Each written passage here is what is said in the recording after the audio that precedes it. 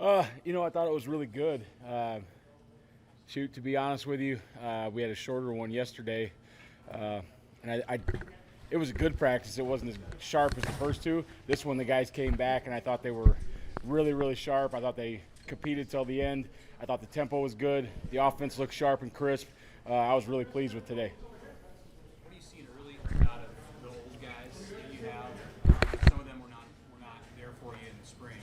And now you've got everybody. What is that dynamic like with those 6th-year guys? Yeah, I think those older guys, as you can imagine, providing a lot of leadership.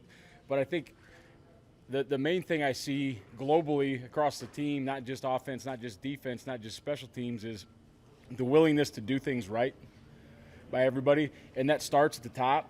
And I think those freshmen right now are getting a little, baptism by fire, and they don't know any other way. They know those old guys do things right. They know those old guys demand them to do things right, and it's rubbing off on them. And I think that's the biggest thing I see through 3 practices so far, or 4. Do you need any freshmen to play this year for you? Do you have the luxury of letting each one of them develop? It's college football, so you never want to say, oh, this guy's coming in, he's going to be our guy, because you don't know. They're freshmen. You don't want to say this guy's going to redshirt because you don't know.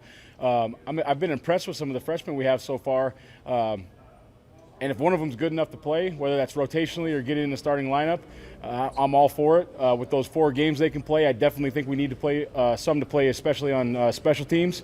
But I'm not opposed to some of those guys getting some reps and competing for a starting job right now. Which freshmen?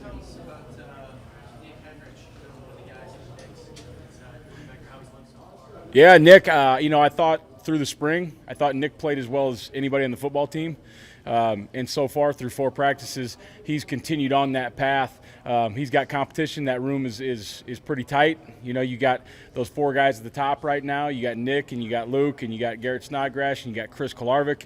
And then you got some freshmen, some young guys pushing them from behind. So that competition is really, really high. And I think that's really, really good to have that competition, because even if those guys separate themselves, they know they can't stop. But Nick's done a really good job so far. With the collection of guys you have at outside linebacker and then at defensive line, I know you played a lot of different fronts and stuff last year, but do you feel like there's another level of mixing and matching or creativity that you can get to with the collection of experience you have too? Yeah, I think there's definitely an opportunity to be very multiple, if you will. That's a term media likes, I think, multiple. But an opportunity to play some 3-man fronts, some 4-man fronts, even some true 5-man fronts, and then get really creative in pass rush situations, because some of those interior guys can rush the edge, and some of those outside guys can rush. They can speed rush an inside guard and those type of things. So I think it does give you a little bit of flexibility in there. But the biggest thing about that group is they all understand what we've tried to get done. They've all been through the rigmarole for a while, and they're doing a really good job of making plays that they're supposed to make right now.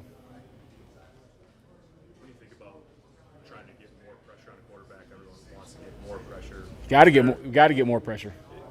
Does it come down to, can you scheme more pressure, or is it about at some point guys winning one-on-one? Yeah, I think it's both. To be honest with you, I looked at just about all the sacks in the Big Ten last year from every team, and it's not like it was 80% 4-man rush and 20% 5 or more. It's pretty even, maybe a little more tilted towards the 5 or more. So I think you got to be able to scheme some pressure. You got to find a way to get guys home. And then when we rush 4 or we rush 3, somebody's just got to have the will to win. When you rush 4, one guy's getting double teamed, 3 guys got to go one-on-one. Somebody's got to go win that battle. And I think you can affect the quarterback in many different ways, right? You can sack the quarterback. You can tip a ball down the line of scrimmage, or you can just pressure a throw and make him throw it away, or you can collapse the pocket and make him throw it out of the well. But however that happens, we have to find a way to affect the quarterback. When you have so many guys on this defense that have been in now for years, how different is this fall camp maybe compared to previous years? Yeah, it's actually been really fun for me. There's still some freshmen that have to get taught the basics. But a lot of the meetings, a lot of the installs, we're talking about real football. We're talking about situations. We're talking about technique. We're talking about detail, instead of, okay, we're putting in the defense. Here's your job. Here's what you do. Let's go play football. When we get through that, we've got to really detail things, and we've got to talk about just overall global football knowledge, football formations, football plays, and I think that's really helped the guys, the older guys especially, move their game to the next level. Compared to in the fall and maybe even in the spring, where have you seen the biggest area of growth or improvement within your group of guys? Within our group of guys, I think that D-line guys did a really good job last year. I think those outside backer, that room grew a lot last year, and they're continuing to go. And then these young inside backers, obviously a lot of growth happened there because you lost Colin Miller to a terrible, terrible deal, and then we lost Will at the end. And those guys have really had to step up not only their football acumen, but also their leadership, because they've become the guys in that room now. And so I think probably as good as the DBs are, as good as the front is, I think that inside backer room has probably grown the most. When you look at some of your young D linemen coming up the ranks, we see Chad California brought in, obviously, how promising does that young group look just when you see them in person? I mean, if you look at those two, I think it was Jalen's birthday yesterday, so he just turned 18. You look at him and Rue, you don't look at 18-year-olds. They look like grown men. Now, you got to remember they're still 18-year-olds, and they still got a long ways to go, and they got to learn the game, and they got to learn how to do things. But just their sheer ability and their sheer size is pretty impressive, and so I think that's very promising as you move down into the future. Can Weaver play nose, or is he going to be just the end for you guys? Oh, I think Jalen's going to probably start off playing both inside positions, nose and D tackle, and then we'll see where we go from there. With Isaac Gifford and Jamin Wright, do those guys have set positions? Are they, or do you just allow them to maybe develop at a couple of different spots, do different things? Yeah, to be honest with you, that nickel spot, JoJo is kind of his own entity because he was a safe. I like to have at that position, you'd like to have a DB and pull him into there, right, for cover reasons. JoJo kind of grew his way out of DB, if you will. So we kind of created that position a little bit for him. Isaac and Javen are getting a lot of teaching and reps at both safety and nickel, so they can kind of be intertwined into that mix if we need a few guys, if we need some experience as we move into the future. But as we go into the future, it'll be, you want a safety or a corner to move in there, and then he can be able to go back and forth if we need to. So the way either of those guys might play that spot in the future is probably a little bit different than the way JoJo plays it now. Yeah, maybe a little bit, but I mean, I think we've got the package down. We asked JoJo to do some not ordinary things for that position just because of his size and strength, and we can leave him in there in base defense. As we move forward in that nickel package, I think we've got it tailored down so we can use the skill set of a DB. JoJo's got the movement skills of a DB, so he can do it. Normally, however you want to do it, when we were at UCF, we had two corners and two safeties. When we went to nickel, we brought the nickel in to play the slot, and the corner in to play the slot, a third corner to play the field.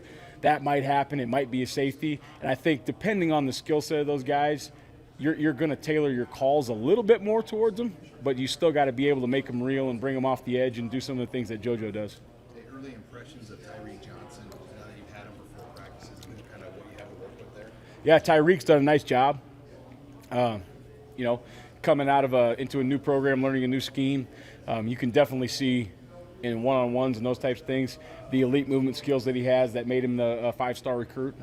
Once he gets more comfortable with the guys and in the scheme, I think he's going to be a really, really valuable asset to our football team. With so many guys back, do you feel like you're in a different spot 4 days into camp this year than the old year? Yeah, that's kind of what we were alluding to earlier. I feel like it's we're not in general math anymore. We're like in whatever you guys took. I took like general math 1 and 2. You guys like calculus or whatever, right? We're there. So we're getting these formulas figured out instead of figuring out 2 + 2, and it's really nice. It's almost, you get to the install with the older guys, they're almost kind of like, seriously, we gonna install this again? And you have to do it for the rookies and those types of things, but it just feels different. It doesn't feel like it's Groundhog Day, like we're starting over every single day, like some it has in the past when you're putting in a new system and you're getting new players and those types of things. It feels like we've already got the groundwork laid. Now we're putting on the trim and the shingles and the details, and that's a good feeling for me. Going back a little bit, I'll test your memory. I feel like part of Tony Tuioti ending up here was a connection that you had, right? Yep. Can you maybe talk a little bit about just how he got here? And I know it's been a while now, but how well he's integrated in with the staff to sort of put his mark on what's now going to be a veteran group. Yeah, I think anytime you lose a assistant coach, you know, what happens in this game, just like any other sport, I believe in college football, is you have guys that call you and say, hey, this is a really good guy.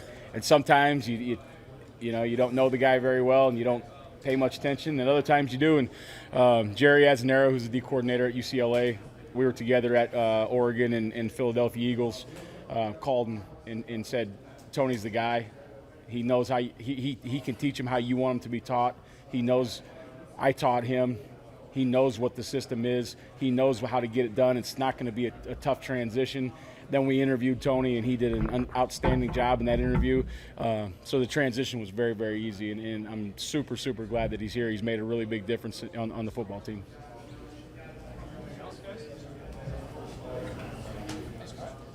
You guys have pads today?